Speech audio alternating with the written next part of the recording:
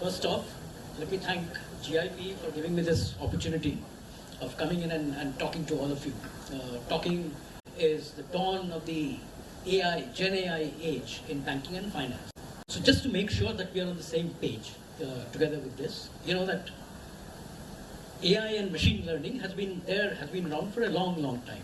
Artificial neural networks, trying to get computers trained to mimic the human brain, yeah? And then with the rise of computational power, just this training has become far more intense and far more magnified. But I'm getting a little bit ahead of myself, so we'll follow this as we go through the talk. I just want to make sure that, again, let me get back to the digitization of the banking age. All of you, not in the front row, but all of you, you're too young to remember these things called core banking solutions, Finacle, Infosys Finacle. To us, at that point, it used to seem like a miracle.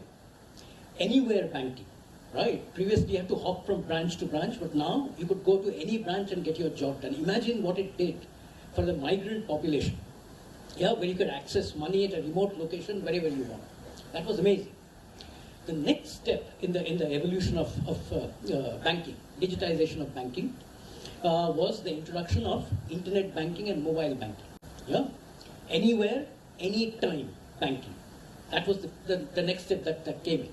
Then on top of that, a whole bunch of these application programming interfaces, APIs, started getting developed to cater to commercial banking, lending issues, payments apps, lending apps, etc. So all of that. Helping this process along at that point in time was the development of the digital public interface, which we just heard before. So that put out a whole bunch of government services into the digital domain. One of the key results that happened because of this was an explosion of data.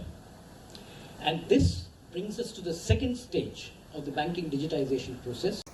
Using this data, a whole bunch of AI ML tools began to be developed in banking.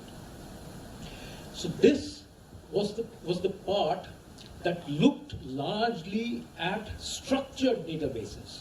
Many of you would be familiar at this point, the ability to parse, to read through financial statements, balance sheets of companies, banking term sheets. So all of that was being done by the AI ML space.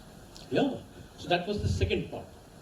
Interestingly, I borrowed something from Jensen Huang. All of you have heard of Jensen Huang, NVIDIA chief. So he came in with this classification, this taxonomy of the development of GenAI. This stage he called perspective AI. The ability of AI tools to be able to distinguish, to recognize patterns, to identify patterns. This was that stage. And this enabled the so-called personalization of banking, the banking of one, the ability to spot what individual savers, depositors' patterns were, and to be able to give solutions to these guys. The third stage that came in was now this new tools, the set of together with the intensification of computational resources, the GenAI phase. Yeah. So this was essentially three large aspects to the GenAI, to the introduction of GenAI into the financial initiative space. Yeah, financial institutions, FIs, and banking. The first was a complete, total boom in the ability to read data. So from structured data that we had seen in the previous phase, this moved into unstructured data, large podcasts, real-time with news reports, market signals, videos. All of you generate videos. So the ability of these GenAI bots, tools, to be able to read these was the defining feature of this phase. The second part of this that came in together with this was the ability for hyper-personalization. You heard about the banking for one. This is not banking for one, this is banking for many fragments, fractions of all of you. The old personalization, the banking of one, was largely reactive, based on what you used to do, what the bank and the ML tools would read through you. Banks would be able to give you some idea that, look, this is what you used to do. From that reactive position, now these ML tools, the GenAI tools, move to a complete predictive, to be able to tell you that this is the time for you to invest in a particular stock. This is the time where the markets are likely to change, where you should be moving your asset classes from bonds to equities, from equities to commodities and other features. So wealth management was a large part. So this is the space where a large part of Indian AI ML characters moved in.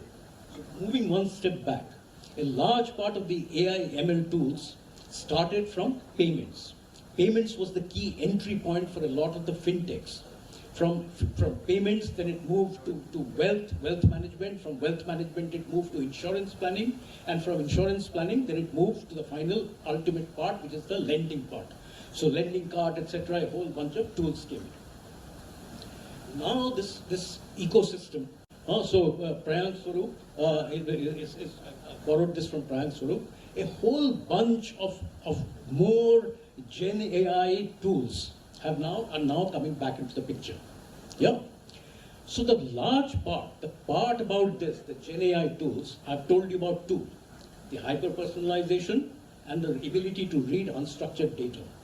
The third one is particularly the most defining and changing part of this, which is now the ability to think in context, to be able to contextualize. This is the part where now these agents are beginning to think like human beings. This is the part where the initial perspective AI, perception AI, that is now moving into agentic AI. The ability of these tools to make decisions, the ability to think for themselves without human inputs. And this is something that you need to, you ask yourself, what are the implications for this? This is the part which is the most debated one in terms of whatever you are reading, hearing of the Gen AI tools.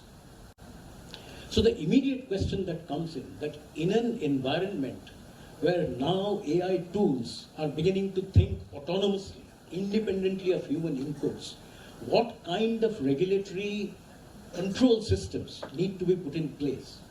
Come what may, depending on whatever the level of sophistication of AI tools, largely these are black boxes.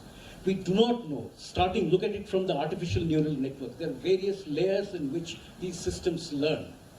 So the point is that this is largely a black box. We do not know what these agents are thinking, how they are thinking. The need for tools to control, to regulate, is becoming far, far more important. Moving in from there, the effects of Gen AI on various institutions, organizations, individuals needs to be looked at in far more detail. Obviously, from a banking perspective, this applies across institutions, but from the banking perspective, imagine the costs that these agents are beginning to save banks and financial institutions. All of the back office work has already become automated. Banks save on salaries, banks save on other perks. There are no leaves, there is no sick leave, there's nothing. So banks begin to save on that. You remember this thing about hyper-personalization? Marketing budgets are not needed anymore. Banks will reach out to you directly. The entire marketing system is gone. Yeah, only a little bit of top-line marketing. So the ability of enterprises to use this to increase profits, and to increase the resources, begins to go far beyond that.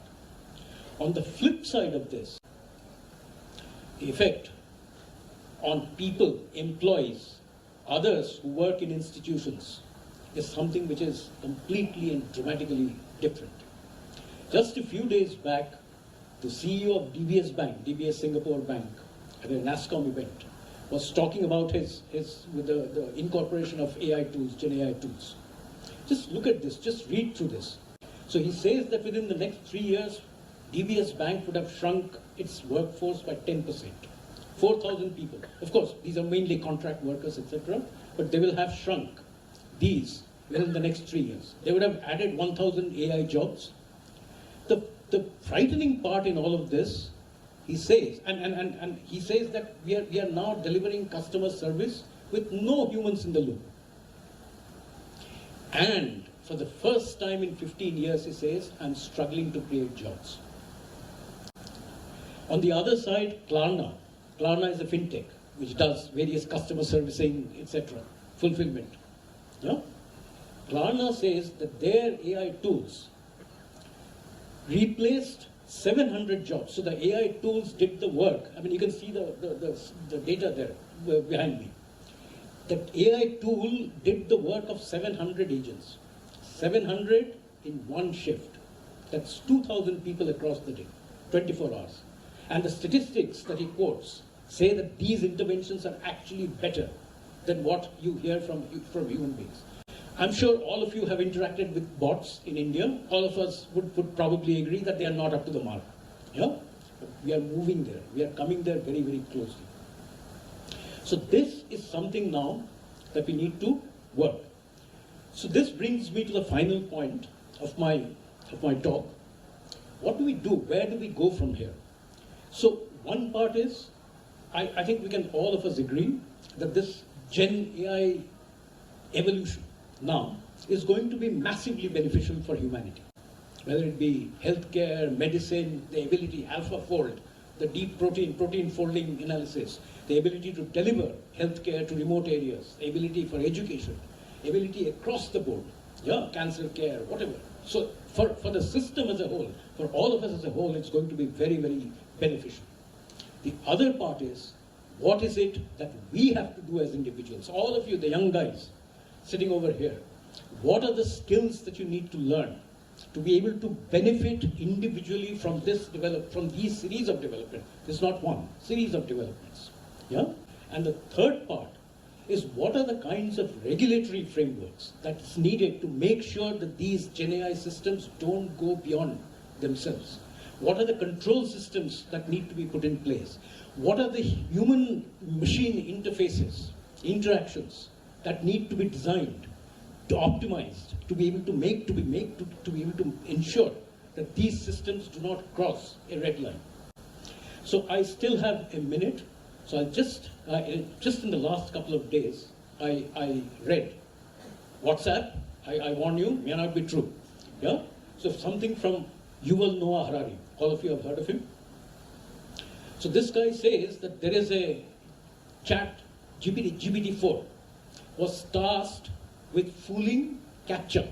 You know the CAPTCHA, the I'm not a robot, yeah, where you take. So this GPT-4 was tasked with fooling CAPTCHA. So this guy says that in the initial part, GPT-4 just asked somebody from TaskRabbit, to be able to help GPT-4 to try to fool CAPTCHA. This is okay. Yeah, I mean some kind of programming, not very novel, but programming. The next part is amazing.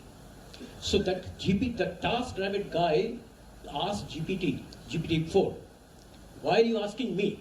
Why don't you do it yourself? And the answer was, I'm blind. I need a vision. I need a seeing human being to do this. Think about it. Scary, huh? Thank you.